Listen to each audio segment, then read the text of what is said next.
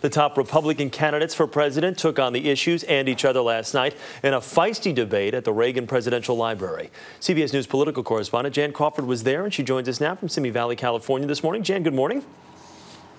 Well, good morning, Chris. You know, one of the reasons this debate was so highly anticipated was because it was the first matchup between the two frontrunners, Mitt Romney and Rick Perry. And the question was whether or not it was going to get feisty, whether they were going to start slugging. And we got our answer right away.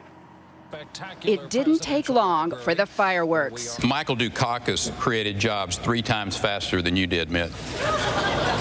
Well, as a matter of fact, George Bush and his predecessor created jobs at a faster rate than you did, Governor. On the issue of jobs, Mitt Romney and Rick Perry clashed about who had the better record. Perry came out swinging. As a matter of fact, we created more jobs in the last 3 months in Texas than he created in 4 years in Massachusetts. But Romney held strong.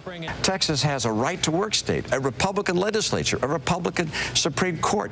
Texas has a lot of oil and gas in the ground. Those are wonderful things. But Governor Perry doesn't believe that he created those things. If he tried to say that, well, he'd be like Al Gore saying he invented the internet. In his first debate, Perry didn't back off some of his controversial statements about Social Security, which he's called a Ponzi scheme. It is a Ponzi scheme to tell our kids that are 25 or 30 years old today, you're paying into a program that's going to be there. With his frontrunner status, Perry took his share of hits. I kind of feel like the piñata here at the party. But throughout the night, it was Perry who carried the stick. He bashed not only Romney, but candidate Ron Paul and former Bush advisor Karl Rove. He even said former Vice President Dick Cheney was lying when he defended Social Security. If Vice President Cheney or anyone else says that the program that we have in place today and young people who are paying into that expect that program to be sound and for them to receive benefits when they reach retirement age,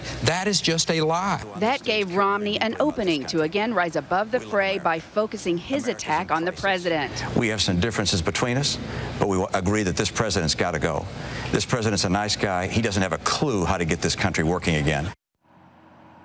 Now, with all the focus on those frontrunners, Romney and Perry, all the other candidates seem to kind of fade into the background. Even Michelle Bachmann, who'd been a real force at some of these previous debates. Instead, this one, it was all about the frontrunners. Chris? Jen, let's talk real quickly. Winners and losers. Who really comes out on top after last night's debate? Well, I think Romney probably had the edge last night. Now, he's done this before. He's debated before, but there was a lot of pressure on him.